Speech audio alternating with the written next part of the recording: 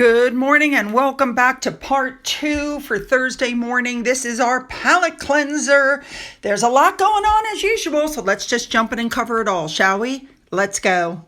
We're going to start off with changing lives through horses. This is a program that helps people develop key skills and hopefully rekindle a desire to continue with education and training through the magic of horses. Now, we know that Anne loves horses and equestrian sports. Anyway, this program is an alternative learning environment for people aged 14 to 16 who may be at risk of exclusion. I love the program. All right, moving on.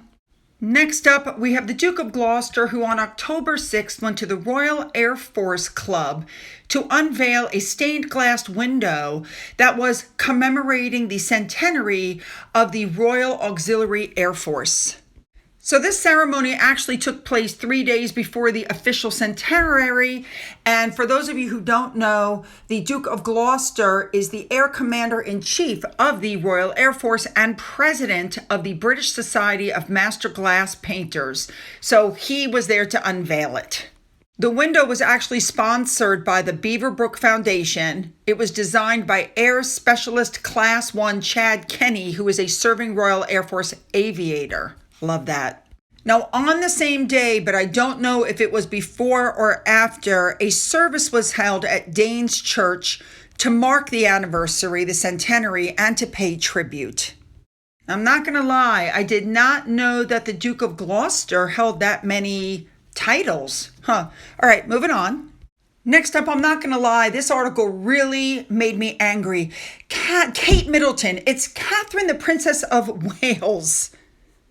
And they were like, oh, she has to go back to the hospital because she's worried the cancer. Guys, she's going to have to do cancer checks for the rest of her life. This was nothing but a cancer checkup. That's all. Moving on.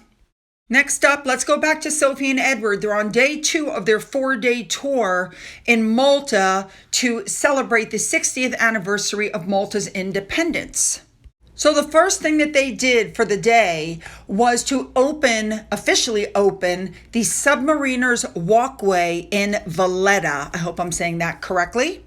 Don't misunderstand, this is very significant and I think they're doing a great job, but people were really going on about Sophie's style. If you looked at the headline that I just saw, her outfit was just absolutely stunning. I know I've seen that skirt on her before, but I just thought she looked lovely. She's putting her best foot forward. Definitely she and Edward were the right people to send for this particular, assignment. After Edward was done unveiling the plaque and everybody oohed and awed after it, the two of them went inside the National War Museum where they viewed the current national flag of Malta alongside the previous version of it. After that, Sophie and Edward went to the Grand Harbor in Valletta where they went on a patrol boat and they went on a historical tour to key World War II sites that they were able to see from the patrol boat.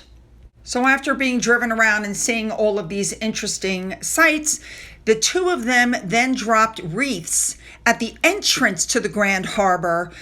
And that was to mark the 60th anniversary of its independence and to, remember those who lost their lives.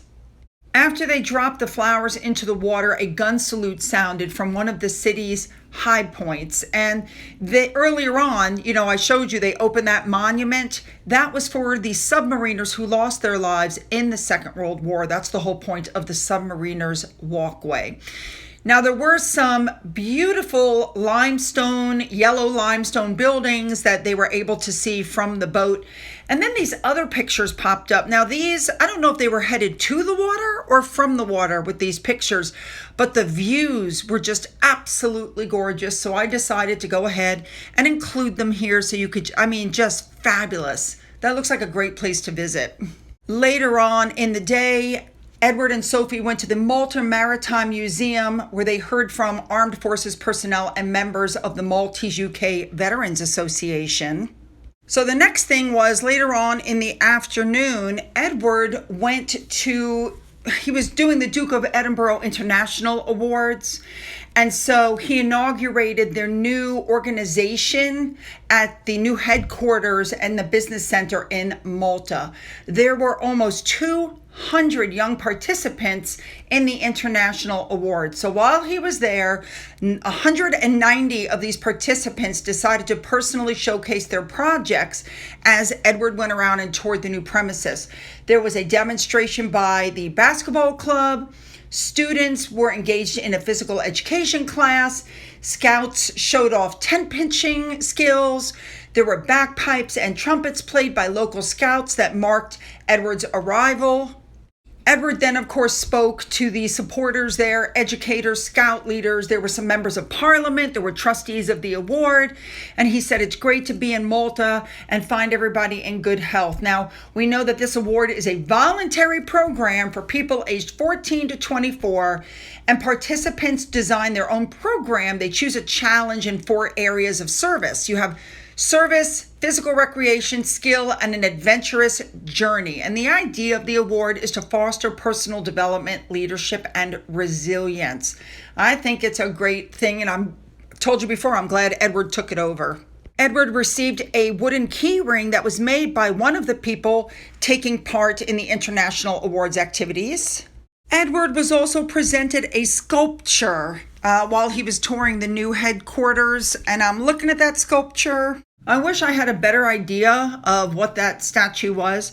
I also want to comment, as we're reeling in towards the end here, that Edward looks much better to me than he did before. Before, after his, parents died, he was looking really thin. I was getting really nervous about his health.